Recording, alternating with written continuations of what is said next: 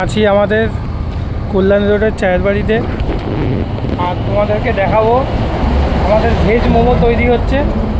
Veg মোমোটা আমাদের কিভাবে তৈরি হচ্ছে চলো তোমাদের দেখাবো ভেজ মোমোটা আমাদের কিভাবে তৈরি হচ্ছে। এই যে ভেজ মোমোর দেখো মশলাটা, আর এর মধ্যে কিন্তু অনিয়ন, ক্যাপসিকাম, গাজর, বাঁধাকপি, এ দেখো সুইট কর্নও আছে এর মধ্যে। আর এই যে দেখো মোমোটা কিভাবে বানানো হচ্ছে, দেখো দেখো মোমোটা কীরকম সুন্দরভাবে মোড়া হলো। এই যে মোমোটা কিন্তু শেপ দেওয়া হয়ে গেছে। এবার এইটা কিন্তু চলে যাবে বয়েল হতে। এইটা হবে বয়েল, এই যে বয়েল হবে এখানটায় আমাদের, এই যে এখানটায় বয়েল হবে।